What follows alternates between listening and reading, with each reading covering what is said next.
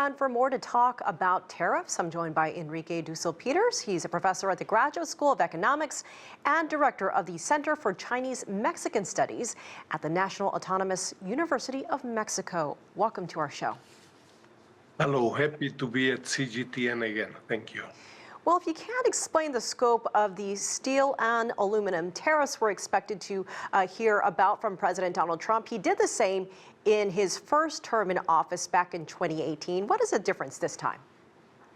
The background is not irrelevant. I remind you that still in the 1990s, the U.S. used to produce half of worldwide steel. Today it is 5%. And what you mentioned is very important. This is in 2018, in the first Trump administration, tariffs against steel and aluminum were imposed, but with lots of exemptions. Some expect that the same will happen in the next weeks. The President Trump has explicitly said this will not be the case. Let's see what happens today and in this week in this regard. What is your sense President Trump is hoping to accomplish with these continuous announcements of tariffs? Well, they generate massive worldwide and international uncertainty, no? In specific countries, for example, in Latin America, Brazil and Mexico are important exporters of both steel and aluminum. This generates lots of uncertainty.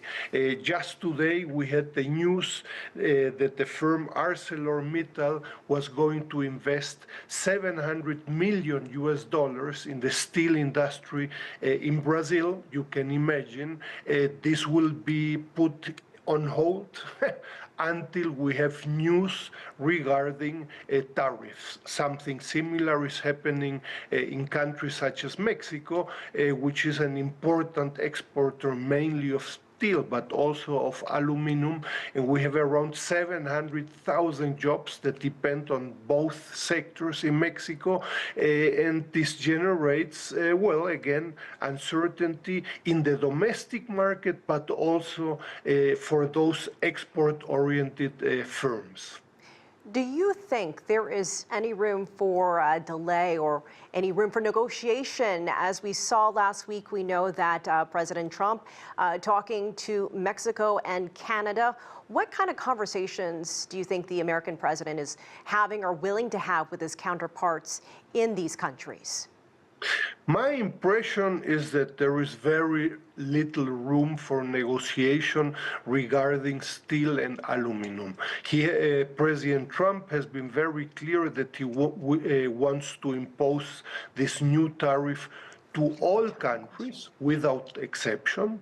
And so, contrary to what we witnessed last week, where we had explicit or specific tariffs against Canada and Mexico, in this case it will be very difficult, I believe impossible, to negotiate with the world and each of the countries of the world in the short term. It is possible that in the next weeks we will witness some exemptions.